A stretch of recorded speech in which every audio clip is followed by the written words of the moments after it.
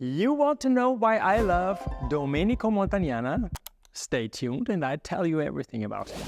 Hello, back again. This is Edgar from Cremona, Italy, and I do nothing else than building nice sounding instruments. And on the cello, I love Domenico Montagnana. And I tell you how my story to approach me more and more to Montagnana started. In the very beginning, I didn't know anything between Stradivari, Guarneri, Montagnana, all these things. It's just cello, violin, viola. Yeah? Everything in those years was Stradivari is the best. And then I heard about a maker, Montagnana, and I just loved the name, Domenico Montagnana. I just thought, wow, that's a great name. I was already jealous about his great sounding name. And then I discovered that a large cello body like Domenico Montagnana sounds big and nice. I started immediately to make a Domenico Montagnana. And with that, one of these Domenico Montagnanas, I went to a cello festival. And while I was there exhibiting my Domenico Montagnana Sleeping Beauty copy, a sir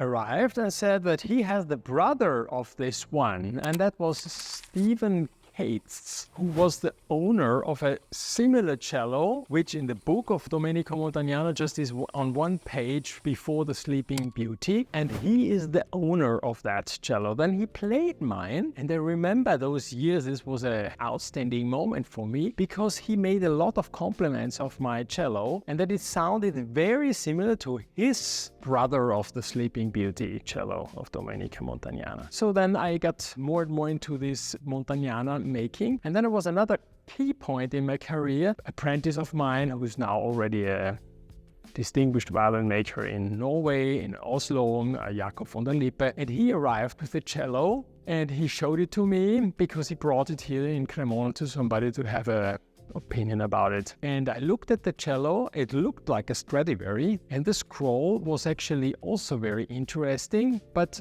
when I looked at it, I told him, you know, that I think that the scroll is like a Domenico Montagnana and the rest is a Stradivari, and it was just exactly that way. And that happens actually often on a Stradivari instrument, that you see a Domenico Montagnana scroll on a Stradivari body, and you would say, how could somebody put a Venice-made scroll on a Cremonese-made cello? But the two makers are pretty similar. Now here you have on one side a Marco Dotti Gorbus Stradivari, and here we have a Edgar Russ Sleeping Beauty. If you put these scroll one next to each other, you see that this one is slightly shorter. The scroll, look only on the scroll, is a little bit shorter, has a little bit more this back head here, a little bit more pronounced, and is very equilibrated here when it comes down. And the Montagnana, on a quick view, it looks all the same. The Domenico Montagnana is very similar, but has less this back side pronounced like on a Stradivari. And here it is a little bit longer. And if you look at it and you look at some more other Domenico Montagnanas, you see this style a little bit more. But you could imagine that a scroll like this fits very nice on a Stradivari cello. And this moment that I discovered this part made me very clear that actually by looking at it, it's less perfect like a Stradivari, but I'm more attracted by it, because if it's too perfect, it becomes a little bit annoying. Beside all this description, and the sound of course is also something, but this is a little bit the dimension of the body and another, call it, fortune of the maker. Because in Venice at that time, cello makers Santo Serafino, Matteo Graffrilla and Domenico Montagnana, these three makers made a lot of cellos, and it's very clear that they had exchange among them. So they somehow met each other and they compared their instruments. That's for sure, because we can see it. They had a certain exchange, and one thing they all had in common is that they made two long cello bodies. They made these cellos all about 78 long, and all those cellos have been shortened later on, because at a certain point people discovered that if the body is a little bit shorter, it sounds better. On the cellos of Domenico Montagnana, making them shorter, they became super great sounding instrument. Now about Domenico Montagnana, at that point I made his cellos and I didn't know anything, nothing. So I just said, okay, damn, I have to study a little bit. Who is he? Where did he come from? Has he been born in Venice or somewhere else? And they discovered after long research,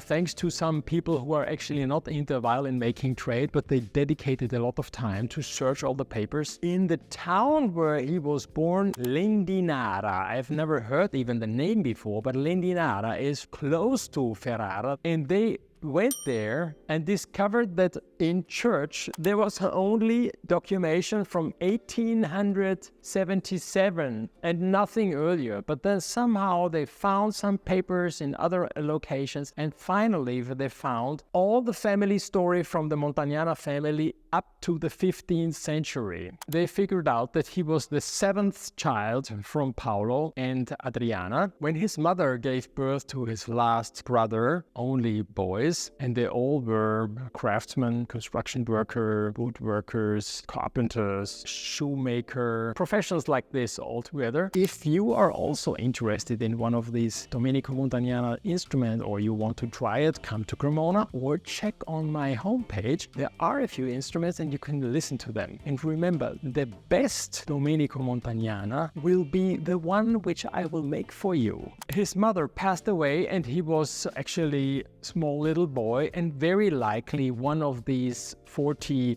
noble families which were living in Lindinara helped him. Now this is not approved, but you know, Lindinara, if you look at on the map, is located a little bit that you could reach easy at those time Venice, and you could easily reach Cremona. So very likely as a young boy between 6 to 13 years, this is a time frame of 8 years, a young kid can learn a lot of things, right? And very likely he learned with a Cremonese maker. We don't know who was a Cremonese maker. If it was now Stradivari, Guarnieri or whoever. He learned something from a Cremonese maker because later on, when he was 13 years old, he was already in Venice. It seemed that he was doing pretty good in these years, because already a few years later that he arrived, 2 brothers of his 7 brothers came as well to live in Venice. Come on, help me, I need to work. And he was the only violin maker at that time, very close by to the Canale Grande, next to the Rialto Bridge, one house behind to the Canale Grande. He had a building and he had his workshop there. Downstairs the workshop, upstairs he was living. So he had success and he did very well. And in 1717, not many years later, with 31 years, he married Caterina Berti. And with Caterina Berti, he made only girls. She passed away 1 year before Domenico was passing away in 1750. You could just imagine the kids arrived and then wife got sick. It was probably at that time not a very easy life. I could imagine that they didn't have great time. It must have been tough years. And in 1750, when he passed away, one of his competitors from the Serafin family took over the workshop of Domenico Montagnana and married one of his, I think the 4th daughter, took over the business and kept on working. But at that time there were then already 3 violin makers, but Domenico Montagnana was actually the first one who started to create the Venetian violin making tradition. Yeah, so he must have had a lot of success, and that's why others came as well from Udine and Pietro Guarnieri from Cremona. There was the demand of music, musicians, instruments, everything had to be made. I think there must have been a very sparkling period in history and in violin making. Yeah, so at the very end we could say that he passed away with 64 years. So damn, was actually a young fellow, you know. But he was really a great maker, outstanding, a very personal style. A lot of instruments don't have his name anymore and have been changed to maybe a Stradivari, I don't know, or have been taken apart. Could be. Interesting detail also, Domenico Montagnana inspired by Jakob Steiner so much that his instruments from the first years were extremely influenced by this layout until I think 70-30. Only at the very end he changed this layout to a more Italian, more authentic kind of shape, and he had much more success than even with his violins, changing it to his own design, because the Jakob Steiner actually are extremely high in arching. High arching is always interesting and very fancy to look at, makes it more three-dimensional, but it's not this good for the sound. It makes a beauty, a very beautiful sound, but not this famous Italian, strong, powerful sound. Yeah, so by changing that model and adapting the arching and going down a little bit, things become better. You like this kind of video? You're interested in stories about violin makers? Me too, I would be also interested. That's why I tell you, subscribe and tell your friends. Last and not least, the varnish of a real Domenico Montagnana is a strong, deep, profound red brown. I can make it also green for you. You just have to tell me and I will make it for you.